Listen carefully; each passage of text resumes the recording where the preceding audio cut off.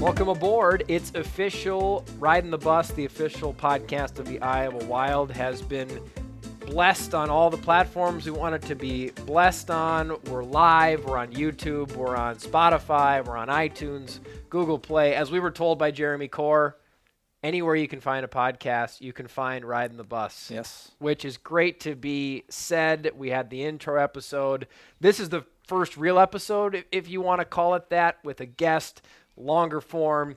I'm Ben Gislason, voice of the Iowa Wild. We have Mitch Courtney with me to my left. If you're with us on YouTube, our head of PR and media here with the Wild, and then we've also got Joey Goldstein, the head of marketing. If you listen to the intro episode, great. We're happy you did. If you didn't, you're not missing anything. We're really going to jump right into this here for our first true episode with our first guest, Dakota Mermis, who I think was an excellent way to start out our first big episode. But before we get there, here we are, guys. Music, honking noises from a bus. We've made it. I mean, working on partnerships with some local companies here in Des Moines. We do have Executive Podcast Solutions with Jeremy Core as a sponsor. So here we are. That's been great. I saw the logo. Our graphic designer Travis Green, who's great, designed this logo. I think we should have thought it through. We probably should have signed NIL deals to get our likenesses put on that logo. But I would say they're pretty spot on. Dang it. You're right. It was pretty good. I mean, it's for how, I guess maybe not how quickly things came together, because we've been talking about it for, pretty much since the season ended, maybe even, put the egg out there during the season, but it did kind of all come together relatively quickly, and I think what we've got is awesome, and I'm excited to share it with people and people to listen or watch, whatever it may be. I think people are going to enjoy what we're putting together here.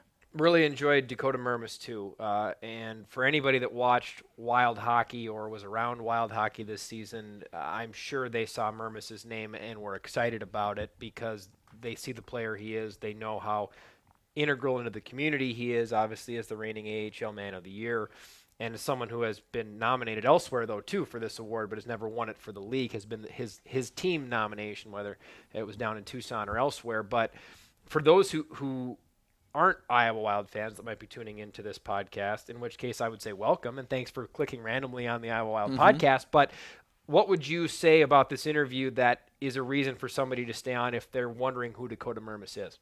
I think if you're looking for people in the industry who are more than just athletes, Dakota Mermis personifies that to a T. He's a guy who, both in the locker room and outside of it, is so consistent in who he is and is so upfront and transparent with everybody about that.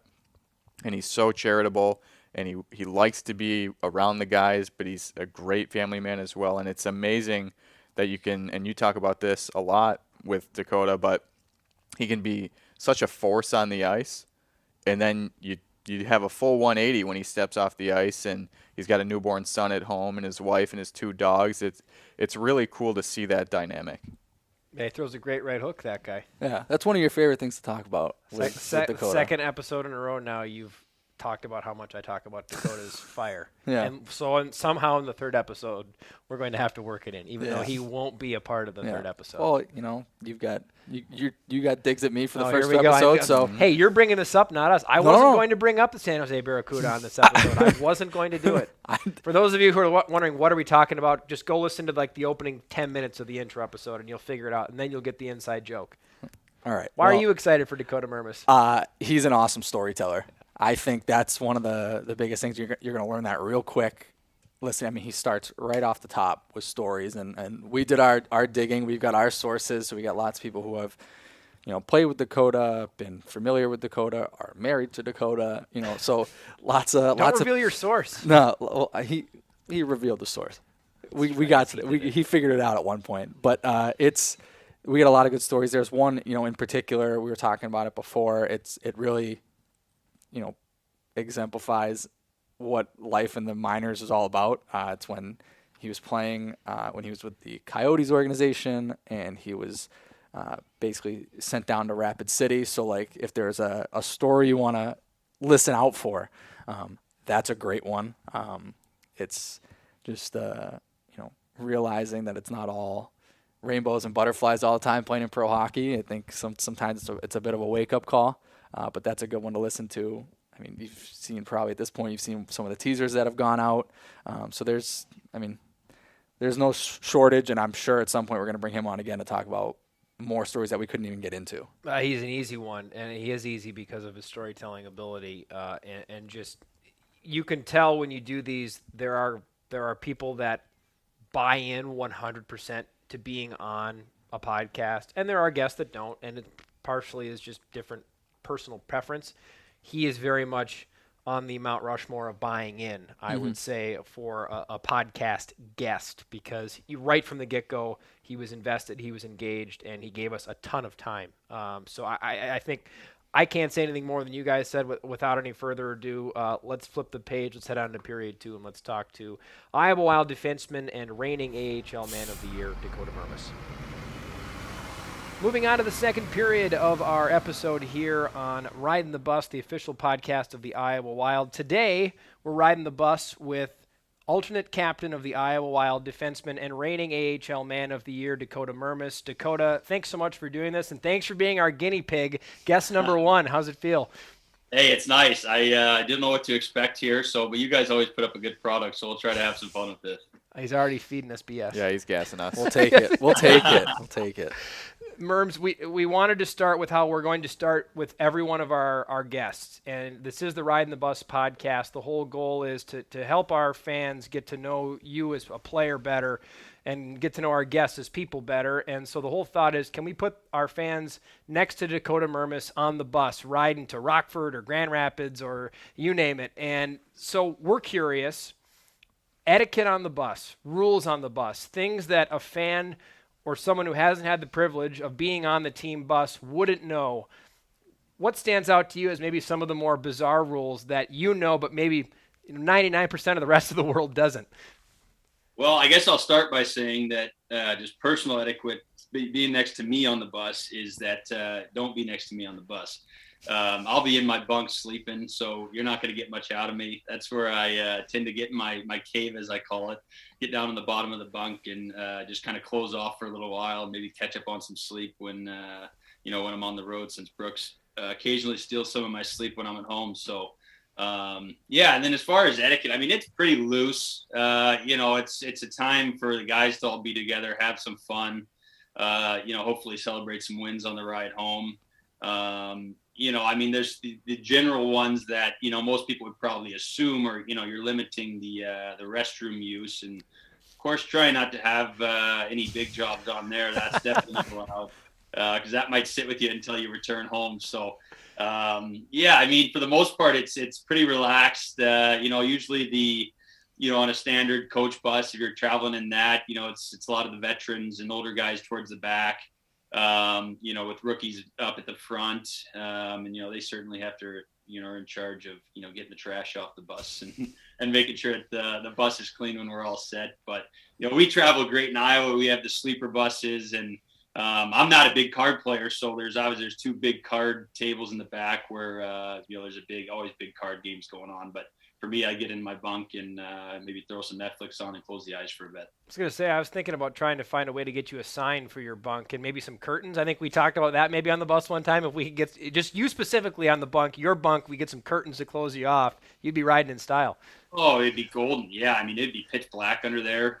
There's no windows down on my bottom one where I like to go. And yeah, we get a curtain over there. That'd be fantastic. I think you should definitely pursue that for me. I've just made more work for myself. Well, there we go. Someone's gonna do it. Yeah, we're on the bus now. I feel like we are on the bus.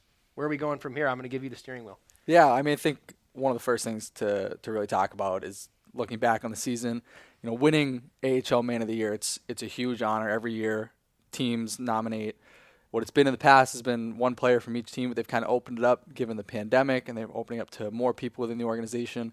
But to win that award, not just for be our team representative, but to win that award for the entire league, like, what does that mean to you from, just a human perspective?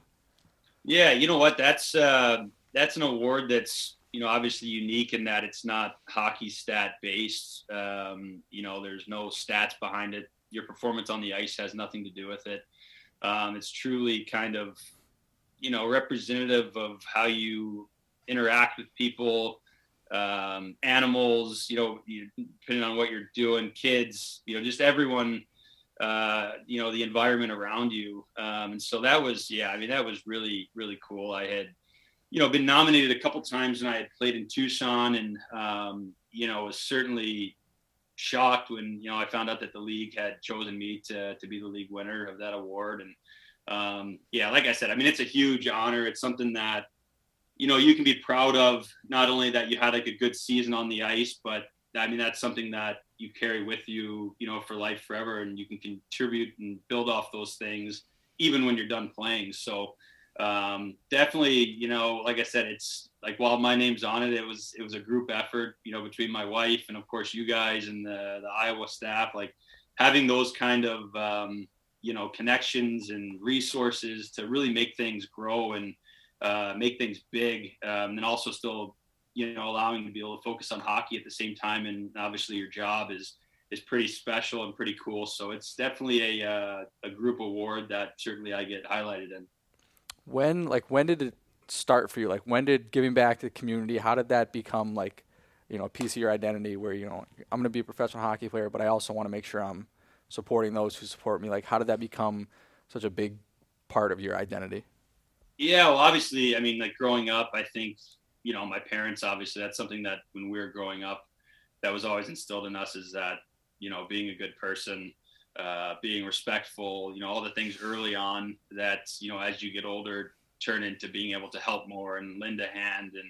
And, really just like it's a term I use a lot, but like showing interest in other people's lives, and, people that are like you and people that are not like you at all. Like it's really cool, because as you get to do that, you just learn so much about yourself, about other people, how to be a better person, how not to be a worse person. You just learn so much throughout it. And that's, definitely a part of the growing process, but it's always been instilled in me. My family is very charitable, aunts, uncles, everyone. And of course my wife as well has always grown up that way as well. And her family's the same way. So, for us as a team too, it just makes it easy because it's so much fun, and we just enjoy it so much.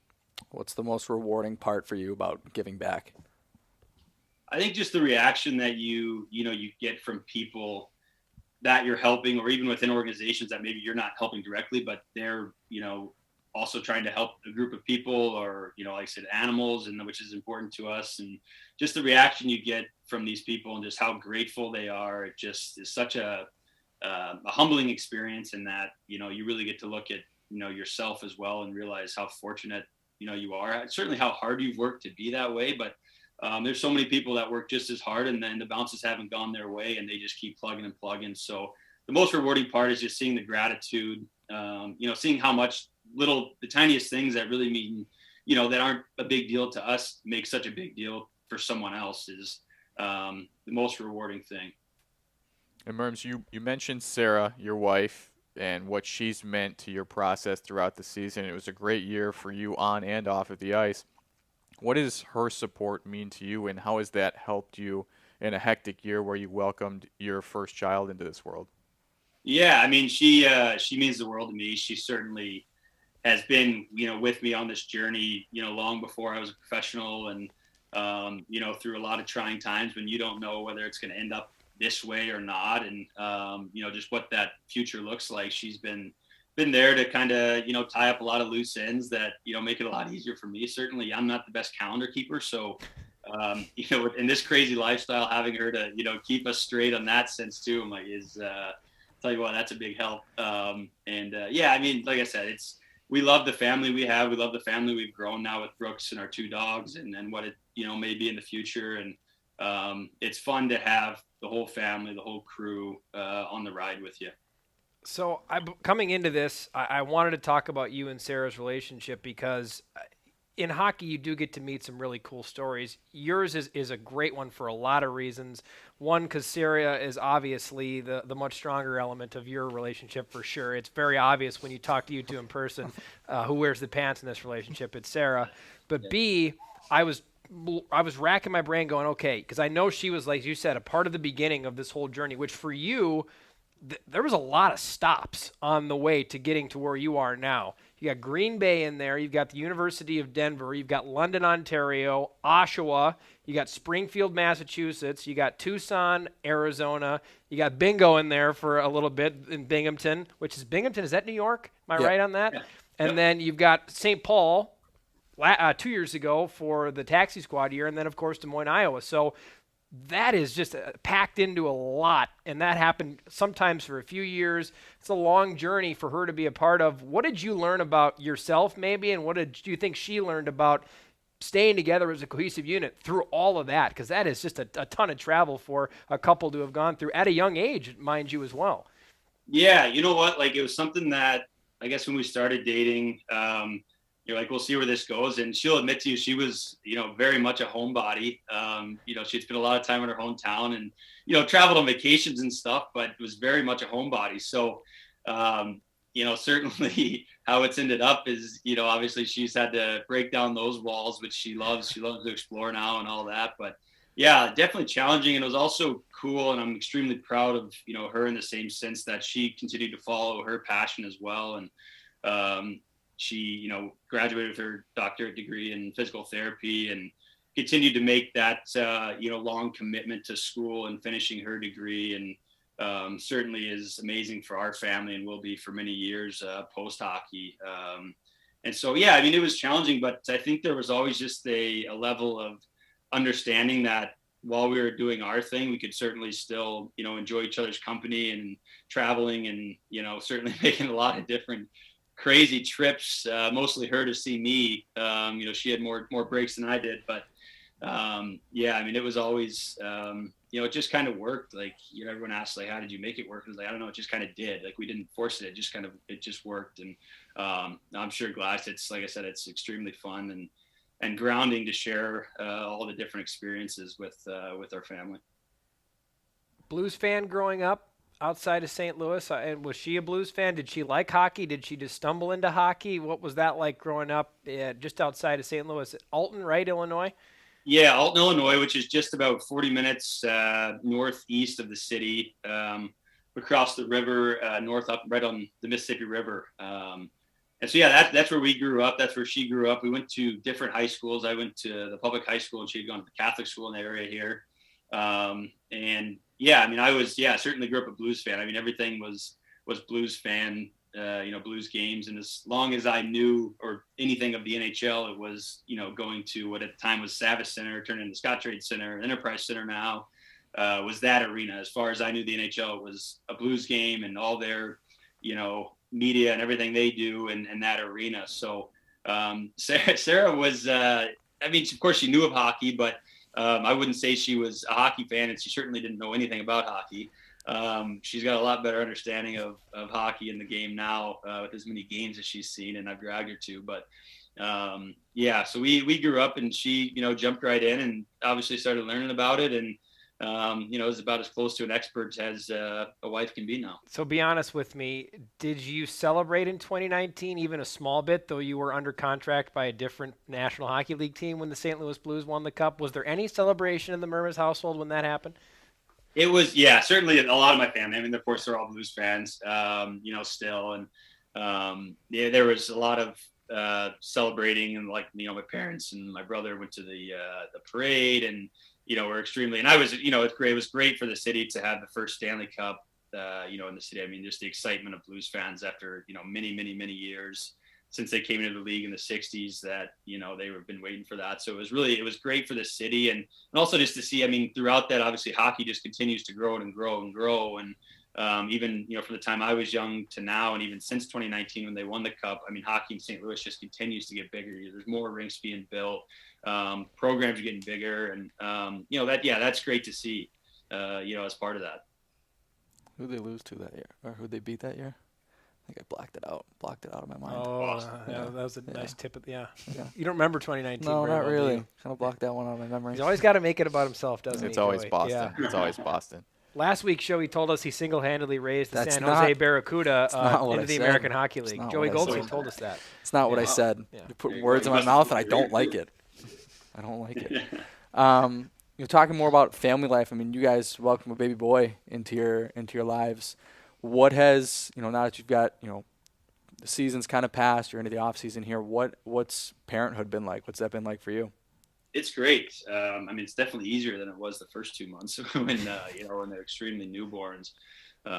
He's sleeping in his own room now in the crib, and does really well sleeping through the majority of the night. So I tell you what, it just keeps getting more fun and more fun. Like the early on, like it's a lot of work. They're not super interactive, but like you're like, holy cow, like it's great. I mean, you're just on so much adrenaline. And then you get a couple 2-3 months in, and the first time you're like, he smiles at you. I mean, it just melts you, and you're just like, holy cow, like this is just incredible. So every one of those like milestones where like he's grabbing things, where he's smiling, he's like talking, not of anything, just mumbling, but it's crazy cool to to just see all the growth, and now to be home too, to see all the excitement within our family too, and how many cars and grandparents we have stopping by all the time to see Brooks. How have the dogs handled having somebody else come into the mix and taking all that attention that they used to get? Yeah, you know what? They've actually been great from the second we brought home. So we have a 5-year-old Border Collie Kaiser and a 3-year-old Border Collie Charlie, and they have totally different personalities. Kaiser is very much, I mean, he's got a strong drive, wants to play fetch and play ball and frisbee just all the time. Charlie likes to do that too, but he's much more of a lover too. And so it was funny seeing them both interact right away. Like Kaiser kind of kept his distance for a while. Didn't bother him, but he just, kept his distance. And Charlie just wanted to be right next to him all the time from day one. And now you see as he's growing, like we put Brooks down on his play mat. He's about to turn 6 months old now. And Kaiser's just like, I mean, he'll bring the ball over and just lay it right next to Brooks, just hoping that, praying that today's the day where he, picks up that ball and throws it. And unfortunately it hasn't happened yet. Brooks will grab it, but he hasn't figured out the launch side of it yet. And, but like I said, once that happens, I think Kaiser and Brooks will be pretty good pals. Merms, is it the dogs that want him to pick up the ball and throw it, or is it you deep down? A little bit of both. I mean, certainly it'd be nice to have an extra set of arms throwing this thing. But no, I mean, admittedly, I absolutely love. I definitely created the I don't want to say monster, but the fetch machine that Kaiser is today, because that's always, I mean, from the time I was little, I've always loved playing with the dogs that we had growing up, and the frisbee side of it and just everything with the dogs. I absolutely love it. So I don't mind throwing the ball. We did. It's kind of funny. I'm sure you've seen those like automatic ball throwers, that where the dogs can drop them in and they'll just launch it. So we had gotten him one of those probably a few years ago, and Kaiser figured it out right away. And he just plays with this thing for hours, and eventually kept going, and the motor wore out. So like, okay, so we call the company, and they're like, we'll send you a replacement. So they sent us a replacement. 2 months later, motor's out again. So like, okay, we call them. They're like, okay, we'll give you half off of a new one. So like, all right, fine. So we'll get a new one. This was probably last summer. We get the third one, and boom, Kaiser burns the motor out on another one. So we call her like, hey, like we can't keep doing this. Like Kaiser beat the machine. Like he won. And so we had that for a little while, but that's obviously he's beat a few of those. So now it's back to just full-time arm throwing. Make sure you get nice and loose. Sore rotator cuffs, sore arms. It's gonna be tough. Merms, I was sitting thinking before we were going to do this today, and I was regaling 2 trips this year that, as the team services director, had a different asterisk next to it because there was a potential future father that was going to be needing to come to, whether it was Vegas or Chicago. Can you remind me, because I don't even remember the full details of both of those weekends, but I'd love our fans to know about that, because I do think it's an interesting look at, for most people that are having their first child or any child, you're going to do whatever it takes to get there, but it may not need to be as complicated as what it would have been potentially on 2 different weekends for you. What do you remember from those 2 weekends where we were all thinking Sarah's close, you needed to play, but we knew for damn sure that there was one place you were going to be when that time happened. It was when Brooks was on his way. So what can you remember from those 2 weekends? Because I was just chuckling about it, thinking about how strange of a scenario it was, essentially we were all waiting on pins and needles, and we knew that there was an emergency plan that if needed to be, we were going to pull you off the ice and put you on a plane as soon as we possibly could. Yeah. And even going even further than that. So before those 2 trips, Sarah was about 38 weeks pregnant, so the due date is at 40 weeks. So a couple weeks before Brooke's due date, about 2.5 weeks before that, I tested positive for COVID. And so leading up to that, we were like, of course, anytime after 38 weeks, you're like, he could come any day. Sarah could go into labor, and that was the most, the hectic part of it, because that was still at the time of the 10-day quarantines. And while I didn't have any symptoms, really the only reason I had tested was because of our, regular testing with the league. And so it was a really strange, for the first time in the pregnancy where, towards that latter part of that pregnancy where we're like, okay, you need to not have this baby. And Sarah didn't want to go to the hospital alone, because I wouldn't have been able to go and join her at the hospital. So we had this, super stressful. We were trying to figure out every way to get multiple negative tests, and, just try to get through it either by getting, the 2 negative tests or get through the 10 days. And fortunately, this was, like I say, Sarah was ready to, to have this baby, and she was super uncomfortable. So she, again, kind of sucked it up and, was just praying and doing everything not to have the baby. And then we got through those 10 days. Fortunately, Brooks ended up coming a week late, which added to these 2 weekends of, craziness within the season. But yeah, that was the first part of the hecticness of not being able to join Sarah at the hospital if she would have gone into labor then. So then I get cleared, and it's my first weekend back. And yeah, we were in Vegas. So I think we played a Friday, Saturday. So it was leave Thursday afternoon, and we'd come back Sunday morning. And so at this point, she's probably 39 and a half weeks pregnant. So really close, probably within a week of her due date. So obviously talking to Tim, and, he's like, look, do whatever you need to do. Obviously this is one of our further trips. So, it's not as simple as jumping on a flight from Chicago. As you were looking at all the different options to try to make sure that at any given second we were covered to get over to the airport and hop on a plane. And so it was of course I'm talking to Sarah the whole time, calling, texting, saying, hey, has anything changed? Are you feeling any different? And she was still good. And so even after there was a late flight after the game Saturday that I could have caught at 10 o'clock, or maybe it's a little early because it was earlier game. But so right after the game, rushed to my phone. Hey, how's everything going? Anything new? She's like, no. I'm like, all right, we're flying out in the morning. So it seemed like that's all right. Or should I try to get on this flight? She's like, I think I'm good, but who knows? So we, gambled it a bit, knowing that it was going to be an early flight, and made it back just fine. And then actually, I think maybe it was later. It was that week, maybe like a Wednesday, we were supposed to play in Chicago. And this would be right at around Brooks' due date. And so again, just talking to Tim, he's like, well, stay back if you want. The team left, the night before. So I ended up staying back. And then the next day, there was nothing overnight, and it really had started to show signs that he might show up overnight. So we're half expecting all night that we might be going to the hospital. And then, early in the morning, there's nothing. And so we're talking like, okay, well, they're playing in Chicago. There's a direct flight that would get me to the game. I'd land at 4:30, and it's right next to the airport, so I can get to the rink by 5 and play at 7.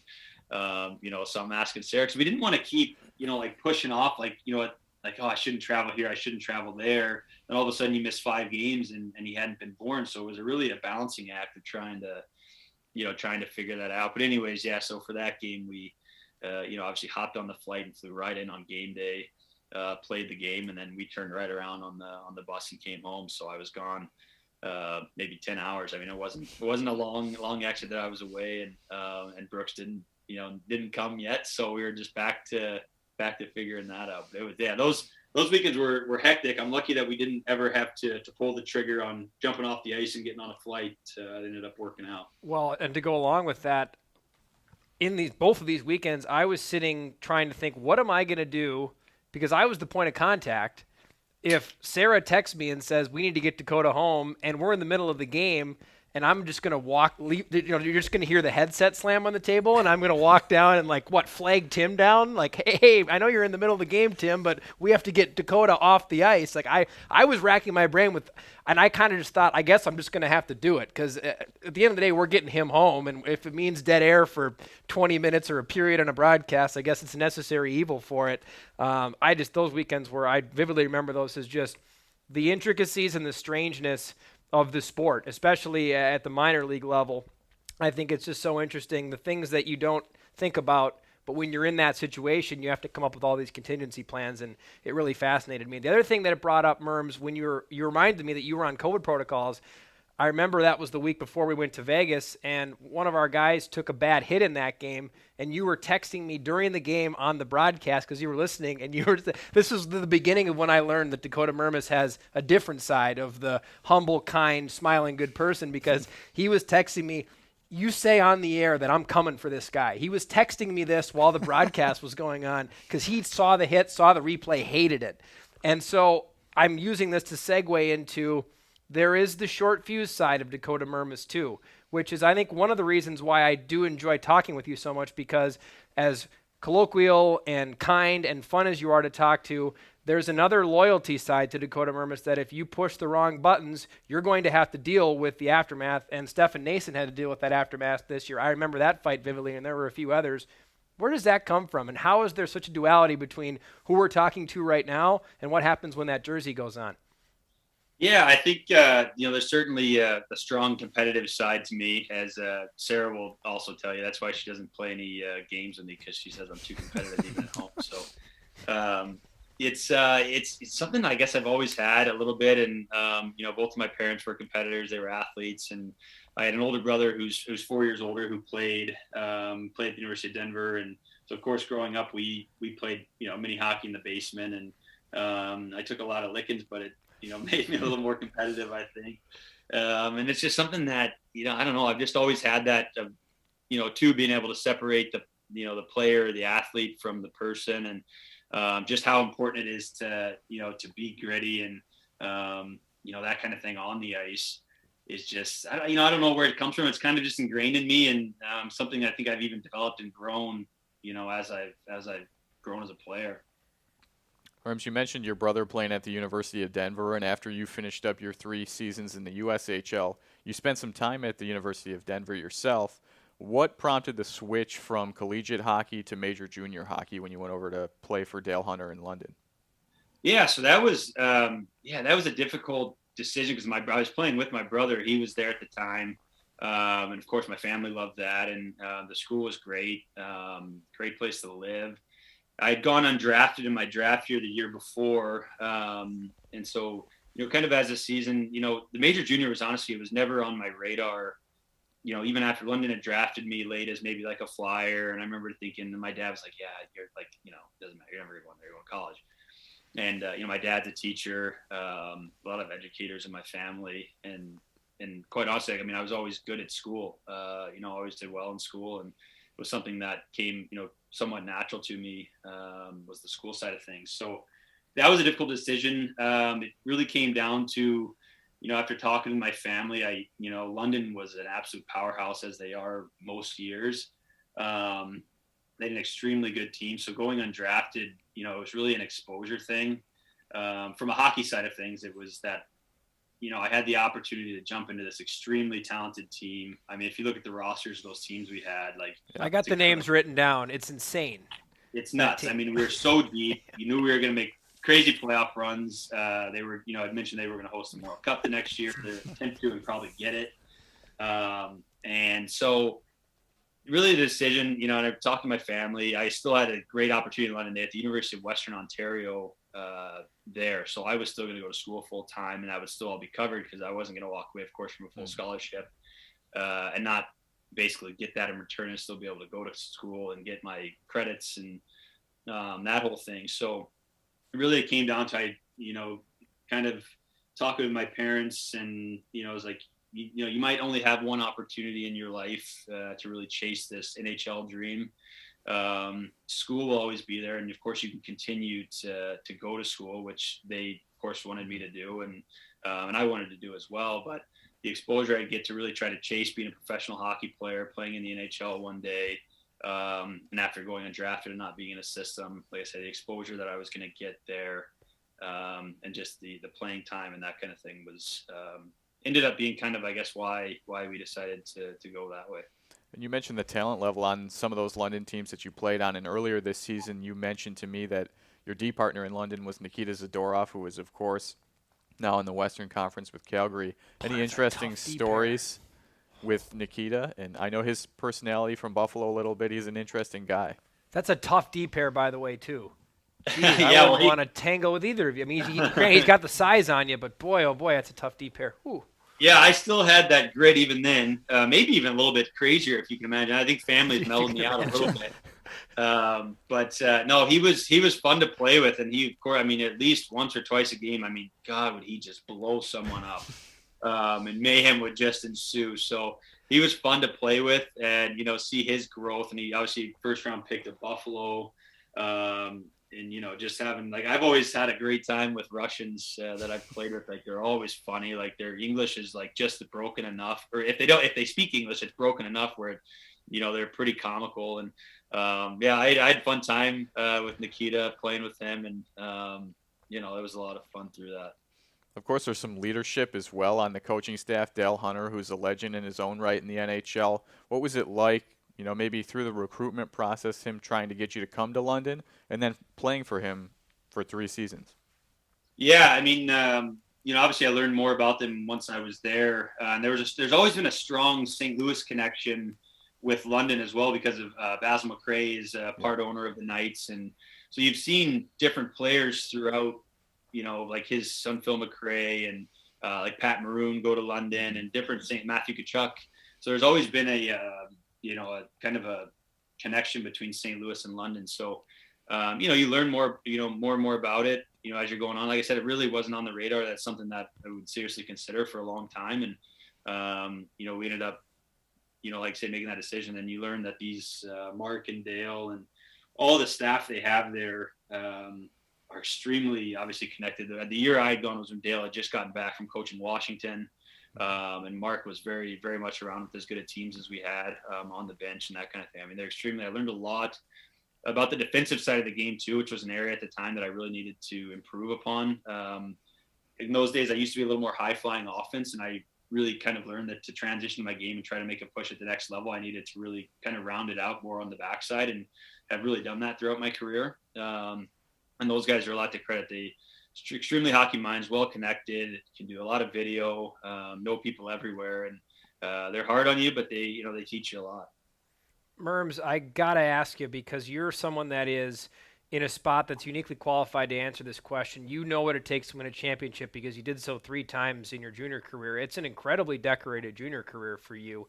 Green Bay Gamblers, Clark Cup championship, OHL championship with London, and then a Memorial Cup in Oshawa. I mean, you really hit the triumvirate as far as, especially in today's junior hockey world where the USHL has been now propped up next to OHL, next to other major junior leagues. You have an incredible pedigree. What do you think you learned about winning a championship, and what has to be there in order to get it done? Because you also fell short in a few of those years. Or did you notice what was missing in those years that you had, the years where you did get all the way and raise some hardware? Yeah, I mean, I think when you look back at those seasons where, in any of them where we ended up winning, it didn't come without, some adversity throughout the year. And usually, for whatever reason, seemed like, during my time in the OHL, that right after the trade deadline, you'd always go into like a little slump. All 3, of those really good teams that we had, the year we won the Memorial Cup and the year we won the OHL championship, we went through a little slump after the deadline that I really think ended up springing us right into the playoffs where we would just roll. And all those teams were built so differently too. Like, our teams in London were, I mean, like, as you saw on the roster, like extremely high flying, like, I mean, just amazing skill, and guys that are big time draft picks. And then, and of course we played in 2 Memorial Cups when I was in London, and fell short both times. And then, my final year when I went to Oshawa at the deadline, as an opportunity to, push the season on and try to earn a contract. That team, was really a lot different. Like, it was a little bit older, but it didn't, I mean, we had draft picks and stuff, but if you look at that roster, Anthony Cirelli was our OT, Memorial Cup goal scorer. So he's obviously a full-time NHLer. Mike McCarron, who went over to Oshawa with me, has had a decent career and is, played most of this past year in the NHL, and Josh Brown. I mean, but besides that, and there's some other guys, Duckle, but we don't have like the pedigree of like our teams of London did in terms of like in professional hockey in the NHL. And that didn't mean that we weren't as good a team, because certainly we were able to win the Memorial Cup and we were the best team in junior. And some, obviously we're a couple other teams we fell just short. So I don't know. I mean, they're all so different. And I think there's so many different ways to win a championship. You see it. But the buy-in and the fun that all the teams have, I think, are the same. Certainly you play different systems, you play different ways, but the determination, the desire, and the depth of all the teams, and needing every single part of that roster, I think was consistent throughout all the championship teams. So after you win that championship, you do get that contract you talked about. You signed with Arizona. You started out in Springfield. My question is more on the quick couple games you spent in Rapid City. I talked to Jimmy Bono, who played in Rapid City at the same time, and I asked him, what do you got to share? What kind of dirt can I bring up? And he said he didn't have a whole lot, because there was an age gap between you and Bones, but he was talking about how you were really taking care of Michael Bunting, because you guys were complete opposite personalities. So I guess two kind of questions for you. One, do you got anything great that you could share about your time kind of taking him under your wing, even though you guys were kind of the same age? And two, are you surprised at all to see the success that he had this year in Toronto, putting up such huge numbers? Yeah, so it's, like I said, Mikey and his girlfriend are they're great friends of ours. Like, we became so close because our journey just traveled together for so long. They actually surprised us and came down for a visit last week, and it was great. We hadn't caught up with them in a long time, and we were talking about some of these, like when we were down in Rapid City, and we lived together my rookie year, and we had played against each other in the OHL, and did not get along. I mean, he's very much a rat to play against, and we used to just go at it. So then here we are, our rookie year, and we're both, we had our signing bonus, but we hadn't made $1 in pro yet. We're like, okay, I want to split rent. He wanted to split rent, so we ended up living together, even though we really at this point I wouldn't say we didn't like each other, but we hated each other from playing against each other. And so we make this work, and we grew into great friends. And when we both went down to Rapid City at the same time, so we had just gone to Costco, we loaded up the fridge. I'd known each other a little better at this point when this happened, and next thing you know, we're getting ready to make dinner, and my phone's ringing. It's coach. It's Ron Rolston, who was our coach in Springfield, and he's like, "Hey, Merms, we got some older guys that are coming in on PTOs, so we want you to go down to Rapid City to get some games. We need you at the airport in an hour and a half, so start getting everything packed up. There's going to be another guy coming with you, but we haven't talked to him yet." So I'm like, I'm on the phone, and I'm like, Bunch is sitting there, and he's like, what's he saying? What's he saying? And I'm like, I'm going to Rapid City. And we know we're both like shit, and I'm like, oh yeah. I'm like, he said there's another guy coming with me, but he hasn't talked to me yet. And he's like, nah. No. He was battling to get in the lineup at that point too. And so we hang up, and it wasn't 30 seconds later, his phone starts ringing, Ron Ralston. So we're like, okay, all right, throw all this Costco stuff as much as we can pack in that freezer. Because we didn't know how long it was going to be or anything like that. And we rushed to the airport. Next thing you know, me and Mikey are flying into, the windiest city I think I've ever been in. This little plane was just, we were just rocking all over, and we're just like, where are we going? What are we doing? We don't know anything about this place. So we ended up being down for, 2.5 weeks or so, played 5 games, and then got recalled from there. But it was definitely a humbling experience, because you come in, it's your first year pro. It's pretty much right away, and you have your place in the American League, and next thing you know, you're in, Rapid City and getting some games there. So he's a really good player. To answer your question, no, I'm not surprised. This is a guy that, was in Arizona system for 6 years, and every year he contributed at a high level and put up points. And at the time, even early, he'd be like, "Oh, I'm a goal scorer," and I'm like, "Yeah, you're a rat. You're not." And then as the seasons would just progress, he would keep putting up points, and he'd keep finding ways to score. And I'm like, "Okay, maybe maybe you can't score, and you're still a rat." And he's awesome. Like I said, we grew together, and had gone through being in the minors for so long together that to see him have that success, and then he got that little stint after so long of being in the minors for Arizona. He got that little stint at the end of last season where he had 10 goals in 20 games, and you're like, okay, he's proved himself. And then it's something that we've all seen, but he just never got the opportunity to show at the NHL level. And so he got the chance, obviously, to sign with his hometown Leafs, and I mean, look at what he did. He's got over 60 points and he's a finalist for the Calder. So that doesn't happen by mistake. So certainly I'm Team Bunting for the Calder Trophy. Merms, that's such a good look behind the curtain, which is that's what we're trying to do, right? And it's such a great story because I think for so many kids that grow up and they look at people like you that have reached the highest level, a good amount of NHL games, a lot of AHL games. I mean, you've reached damn near the pinnacle of this profession. Yet there are still stories that you had to go through where you and Michael Bunting as young 20-year-olds are cramming as much as you can possibly fit into a freezer. Like these really unique, bizarre stories about being in the minor leagues. That's such a great tidbit. And to continue on the trend of Joey doing some homework and me doing some homework, I do want to get a story out of you. I have just 2 more questions for you. You've been really gracious with your time. We appreciate it. But I've heard, again, to go along with an interesting minor league hockey story, that there was a flat tire in Texas in a U-Haul that led to quite a calamity for you on the way back from one of your seasons in Tucson. Yeah, and where did you find that? How did you find that? A good journalist never reveals his source. That's incredible. So that did happen. One of the, when we used to be in Tucson in Arizona, we would, Sarah was living with me at this time, and we had just Kaiser, our older dog. And so it was about a 24-hour trek, from Arizona to get back home to St. Louis. And so what we would do, Sarah had her car down there as well. I had a truck. So we'd get her car loaded up on an auto transport U-Haul and just pull it behind the truck. That way we didn't have to pull both cars. So we about halfway, about the 12-hour point was Amarillo, Texas. And so that we would almost always stop there, spend the night, and then pick up the next night and go. So this was on the front end of the travel, headed back to St. Louis. So we leave Arizona early in the morning. We traveled all day.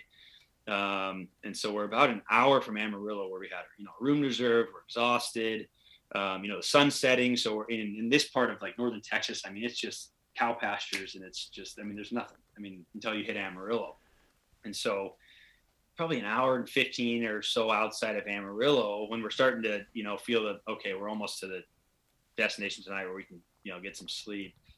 We go over this bridge and you just hear this just huge pop and just smoke behind, the car. I'm going, crap, like that's definitely a tire. And so I don't know if it's my tire or what tire just popped, but so, we pull over to the side of the road really quickly, go back and realize that, okay, this U-Haul tire had blown.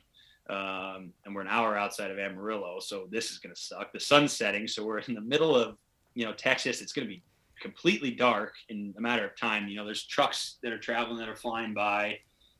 So we're, I'm like, okay, well, let's get out of the car and we'll go stand so we can call U-Haul and figure out how this works. So we're like standing up on the hill. So we're off the highway a little bit with Kaiser, and there was actually a little bit of cactus around, and wouldn't you know that Kaiser accidentally stepped on this cactus while we're standing there. So we're trying to get these thorns out of his paw. God. And he's like, what the hell are we doing? Why are we standing here? There's cows that are going by mooing at us. And so at the time there had been all this rain and there was all this flooding throughout Texas. We weren't in the middle of that, but I'm like, okay, well, maybe I'll just call the police just to maybe have a light sit, have a car sit here with their lights on while we're working on this, with all these trucks going by, since it's gonna be pitch black out here. And so I'm like, okay, so I call 911. I'm like, hey, it's not an emergency. This is one of the craziest things. I'm like, it's not an emergency, but would someone be able to just come sit out here with us? And the guy on the other line's like, where did you say you were at? So I'm like looking on my phone. I'm like, we're, somewhere between this mile marker on, this interstate. And he's like, well, son, I don't know how you got mine or how you, got me. I'm police chief of so-and-so town in Texas, town of 230 people, and I can't really help you. I'm like, what? Like, what do you mean? Like, what? Like, where? He was like down in like southern Texas or something, which is where it died. He's like, if you want to, just hang up, face south or face west, and dial again. I was like, what is this? Like, what if this were an emergency? Just turn around and call again. Yeah, and try to face the other way and call again. I'm like, what kind of, like, how does this happen? Like, I get the hold of some, mom and pop cop shop, and like, we're on the side of the road. So that's where I'm like, okay, I'm not doing this. So I called U-Haul. Anyways, long story short, I call U-Haul, and I'm like, hey, it's this tire. And luckily it wasn't like a storage trailer where we had stuff in it. So what we ended up doing, I'm like, we're an hour. So Sarah's got gas in her car. So we pulled her car off the U-Haul, unhooked it, called U-Haul and said, "Hey, we're staying in Amarillo tonight. What can we do? Like, we're gonna leave the trailer on the side of the road and we're gonna drive to the hotel." And U-Haul was actually great. They're like, "Yeah, leave it there. Someone who is going to be able to come fix it can't be there for 2 hours. So if you just leave it there, they'll come fix it and they'll bring it to you and they'll have it there by the morning when you need to take off."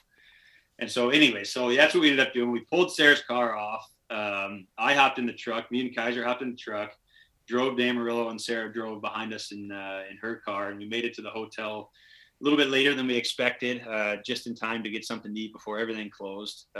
Slept the night, and they called it about 3 a.m. or so and said, "Hey, we're dropping the trailer off." So I met them out there, went back to bed for a bit, and then loaded the car back up on the U-Haul and made the rest of the trek to St. Louis. But the more you do it, and the more seasons that go on, the more and more stuff like this happens. Yeah, but who would have thought if you're calling 911, you just got to turn around the other way, you get a whole different police station. I've thought about this before. That's insane to me. I've thought about this before. Like, how does it must be geographically and locationally based. I legitimately have wondered this. How does that work? Because you just call 911 wherever you're at. Yeah. When we travel a lot, like, you think about that. And so you actually just taught me something today. It does have something to do with geographically.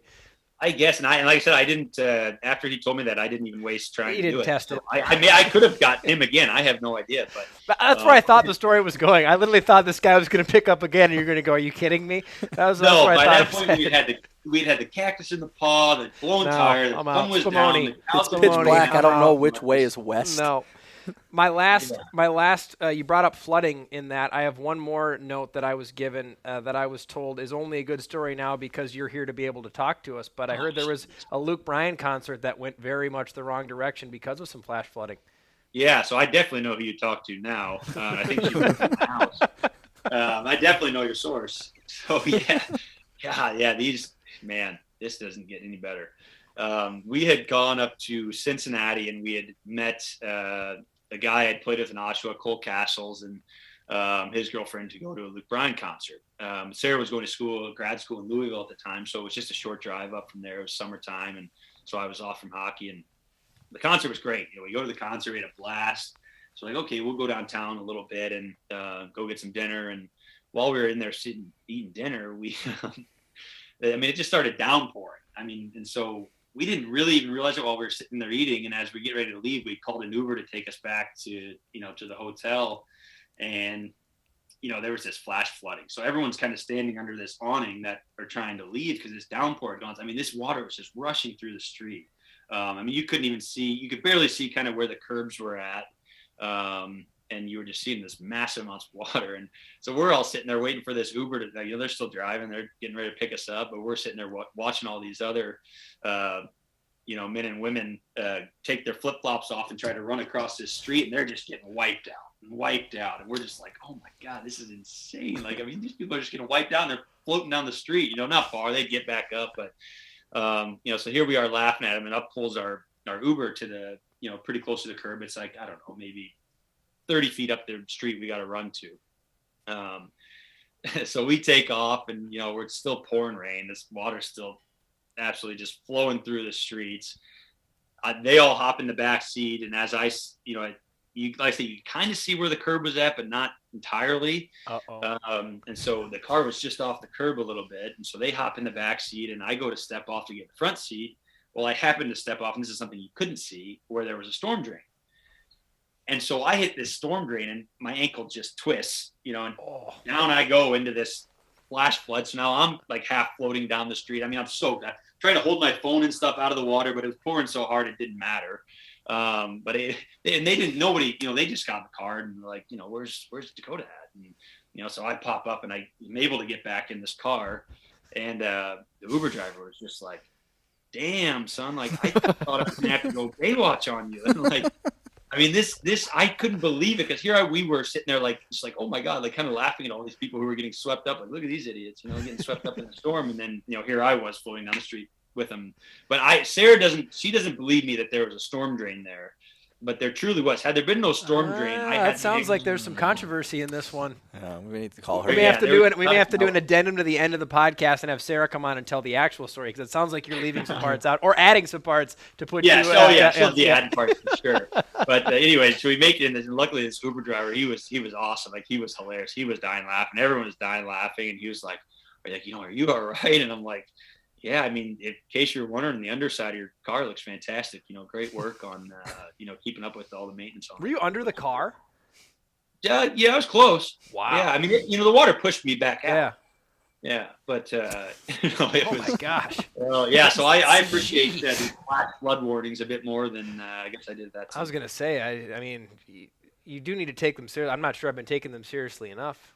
No. That's Definitely, yeah. Know where the storm drains are, because those are dangerous. Sneak up Watch on the you. first step. It's a doozy. The Uber driver wasn't mad at all that you soaked his Nissan Altima?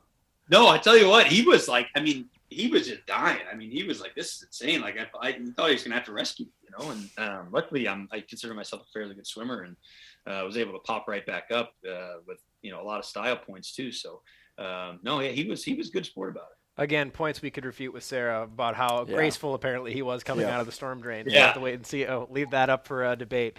Merms, Yeah, you can also ask her about absolutely not even coming to my aid or even having any kind of concern that probably I wasn't laughing. in the car at all. Yeah. I know where my wife would have been laughing for sure. Like, Right. what's he doing out there? Yeah, well, why is he doing this again? He's trying to be funny. Here we go. All the attention needs to be on Dakota all the time, Yeah. right? This is, Get in the car. Yeah, man of the year. Yeah. Just get the Right. attention. Merms, this has been just fantastic. I've gone through my rigmarole of questions. You guys got anything more for him? You've been so gracious with your time, per usual. We're long-winded. I think I told you 30 to 40. We're right at about 50 minutes, so we took you a little extra, but hopefully it didn't seem like too much of a chore for you. No, this was a lot of fun. I definitely probably got into more detail to make these stories a little longer and than I had to. So I appreciate you guys having me on. This was a lot of fun, and hopefully we'll do it again. Absolutely. Thanks, I Merms. mean, totally. I think we probably have more we can even talk about too. So No question. I'd bet you there's maybe our first recurring guest, Dakota Mermis. And remember Yeah. to face west when you call the cops. You don't end up talking to Barney Fife Well, on the and line. definitely if you want to get the ones, that can actually help you. You got to face just the right direction. Thank God it wasn't an emergency. On to the third period of episode 2, Ridin the Bus. We're going to wrap things up. Joey Goldstein to my right, Mitch Courtney to my left. I'm Ben Gislison. This was a great first episode. Again, we talked off camera about, well, what's the first episode? Is it the intro? Is it this one? I call it what you want, but this one was introduction, interview, and now we're running the outro. It's what we're here to talk about, to land the plane, or to stop the bus and to bring us home. Yeah. What a plane reference. Yeah. We don't fly that much. No, just Colorado. Yeah. But Well, no, it's more than that. it's not really it's not the first episode, but it's really our first full episode. So this is a taste of what you're gonna get moving forward. We talked about bets in the introduction. Quick refresher, some fun we're going to have amidst our group here, just things we can think about that we can place essentially humiliation bets on, if you want to call it that. And our first one will be, we want to talk some Stanley Cup finals, get some thoughts from all three of us here on what we've seen so far through.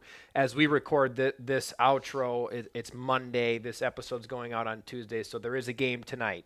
But looking at this series so far, we are going to say, hard to say, probably if everybody I think on the table here might think Colorado is going to win. Hard to bet against them. So we're going to go winner of the series and number of games it's going to take. And loser of these choices, if you choose incorrectly, will have to watch an episode of Keeping Up with the Kardashians and provide a full 10-minute report for the introduction of episode 3.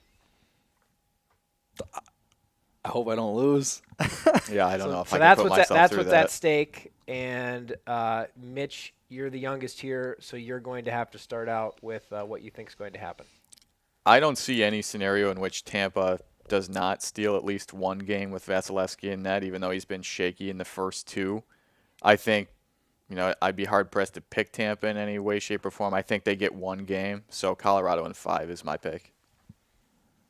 That's a problem, because that would have been my pick too. Well, Am I allowed to pick the same? Like, how Looks does this like work? you're watching Can I the pick the same Kardashians. thing? You have to pick goal differential then if you're going to pick the same thing. It's tough because I'm with you. There's no chance that Tampa's winning 4 out of the next 5. Like, it's just not going to happen. I think Vasilevsky is good enough to steal a game. I mean, maybe 2, but they're not fast enough to keep skating with Colorado. I just think, I don't know if it's the amount of games they played the last couple of years catching up with them. I don't know what it is, but I can't say in 5, right? I mean, nope. I can't Looks say like in you're 5. watching the Kardashians, buddy. Well, not necessarily, right? Well, I guess maybe. I don't know.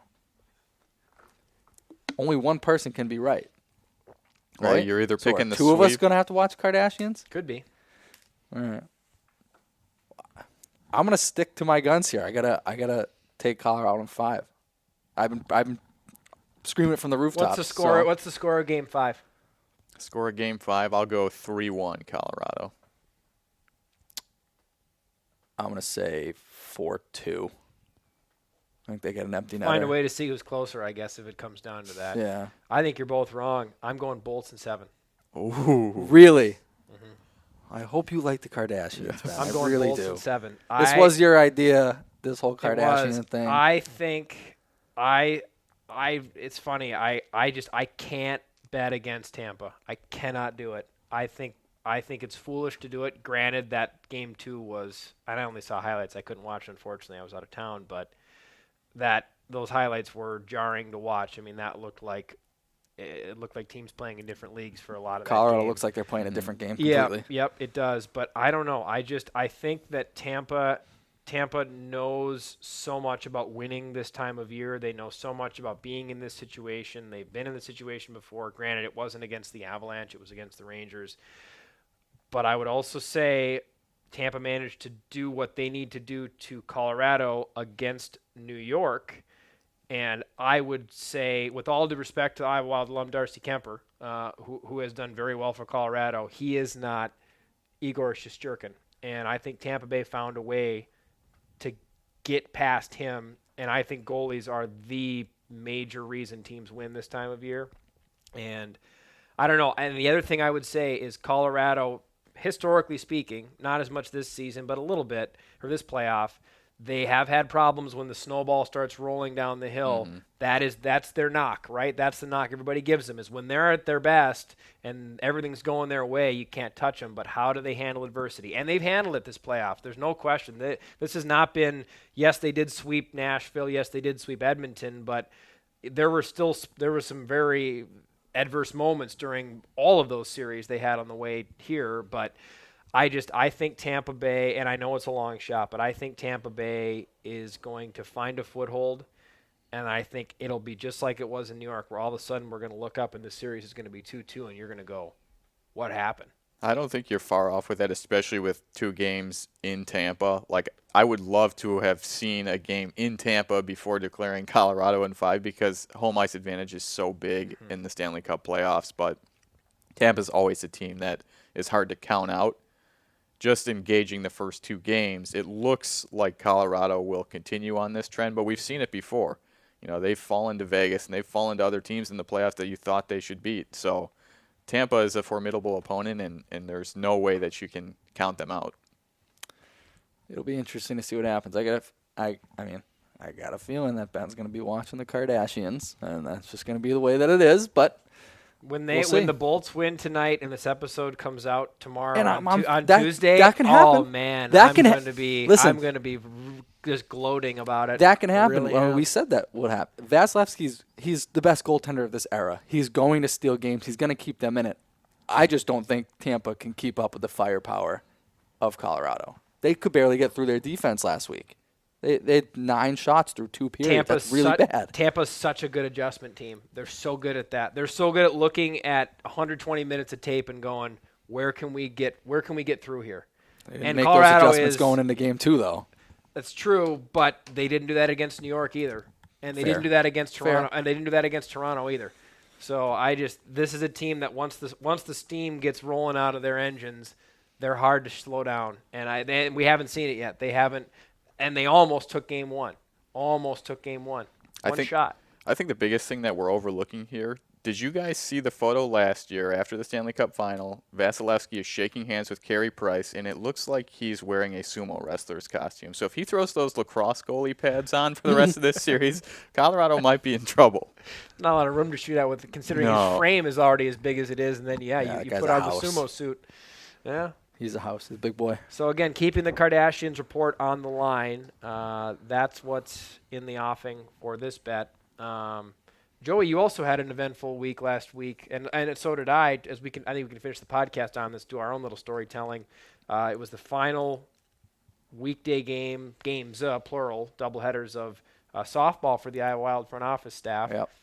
Almost got it done, which would have been the one and only win of the Iowa Wild front office staff softball season. I'm really proud that I was a part of this almost win. Hit a great final inning double to get runners in scoring position, myself and then a guy on third. But you were the guy at the plate when it all came down to it, and almost provided the game-winning run. Can you tell us more about what exactly transpired? Because it wasn't just you were thrown out at home. There was more to it than that. Yeah, sure. So, Sure, and okay. we got Marquise in the back, and he was there. Marquise was a witness to it all. So if I'm wrong, Marquise can feel free to chime in. But I guess a little bit of backstory. We were the bad news bears all year long. I mean, just atrocious. There's no other way to describe it. I mean, Marquise is nodding his head. I mean, we weren't good. But we tried to compete. I mean, we lost the game by 35 runs. That's not good in any sport ever. So anyways, yeah. So bottom of the seventh. Water out there. Yeah, bottom of the seventh. We're down 4-0. It's the last inning. We're like, all right, well, let's give it all we got. We end up putting a little rally together, down 4-2. I get up with an out. I find myself on first base now with 2 outs. Gavin, our assistant equipment manager, is helping fill in for the day. So Gavin hits up a little Texas leaguer, if you will, into center field, and center fielder goes to scoop it. Ball goes under his glove, rolls towards the fence. So 1 run comes around to score, and I start trucking around. I'm rounding second, rounding third. Nobody told me to stop. Oh, I was giving you this from the everybody's dugout for sure. everybody's I waving was me like, in, go right? home. So Yeah. I come in. I'm approaching the plate. I see the catcher get the ball, and in hindsight, I should have just gone full Pete Rose and just ran him over. But I didn't. I tried to finesse, if you will. I tried to just sneak my foot on the plate, which I did, and then I was tagged. I wiped out. Umpire called me out, came over to check on me, asked me if I was okay. Yes. I said, yes, I'm fine, but you blew the call, and I kind of got up and kind of brushed past him. But he called me out, and we lost the game by a run. I think I was safe. A lot of people thought I was safe. I thought you were safe. Our team manager called me out when it interesting. happened. Yep. So Little Jim Joyce moment there. yeah, it wasn't great, but would have been nice to get the win, I tell Hey, you. it's not Iowa Wild hockey. There are moral victories allowed in softball, I think, right? Or maybe Tim not. Army wouldn't agree with that. Yeah. He doesn't care if it's the AHL or summer we softball. really wanted He'd to say win no that one. moral We were so victories. bad all year. Just I don't know. It would have been nice to get one, I did really feel the agony of however many losses that you had when that out got called. I felt it in the dugout, even though that was I just picked up 2 losses on the year because I was only there for that day. But I felt it. Yeah, it wasn't great. I felt it for sure. You definitely I was a little felt banged it. up. I thought you broke your ankle. I'm not kidding. Because your ankle hit the plate, and then I saw your ankle go like this, and your rest of your, what is that? Is this your femur here? Your fibula? I'm not Sure, even I don't totally know. sure. That stayed straight up. Like it looked gnarly. Yeah, I see- thought you were gonna knock it up. And believe it or not, the ankle wasn't the problem. It was I fell on my wrist. So I cut up. I don't know if you can see that. I cut up my hand pretty good. But my legs all cut up. It wasn't great, and my wrist was a little sore. I woke up in the middle of the night on Tuesday. I had to go to the ER because I thought I didn't know this. Yeah, I Jeez. legitimately thought it was broken or dislocated or something. And they said it was a really bad sprain. So I was wearing a brace for most of the week last week. I still don't have a ton of movement in it, but I can do things with my hand now. But take for granted, you do a lot of things with your right hand as a righty. It was a struggle for a little bit. So, Wow. But we're good. We're powering through. Hockey tough, all the cliches, you name it. We're good. Yeah. That's much more of a harrowing story than I thought it was. Yeah. Well, I sent you the picture that night. I had just happened to have a wrap, so I wrapped it up myself. And yeah, middle of the night, it's excruciating pain. I had Well, to take care of it. Joey, we're glad to hear that you are healthy. I certainly appreciated the effort. And with that, I think it's time for us to put a lid on this episode. We do have a sign off. We promised to sign off last week when you and I, Joey, just came up with whatever we could come up with on the spot and said, see you later.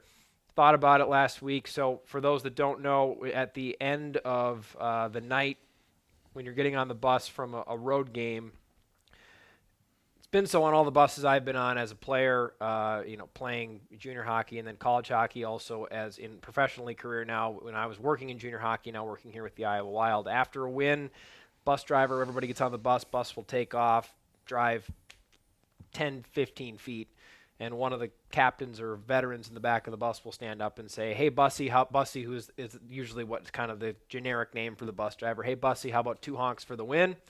And the bus driver will slam on the brakes and hit the horn 2 times, and then the bus kind of erupts. Does not happen after losses, only happens after wins. But so we thought, what a perfect sign-off than saying I'd say episode 2 was a win. Definitely. Oh, yeah. Was Definitely. a win. Yep, So big time. With that, a big thanks to Marquise helping us doing some winning here on this episode 2. A big thanks to Dakota Mermis as well for joining us, and then Jeremy Core for making sure all of our technical sides are taken care of as well. Joey, Mitch, thank you. Thanks to our fans for tuning in. And this has been Ridin the Bus, the official Iowa Wild podcast. Time to hit the horn. 2 honks for the win. And thanks for joining us.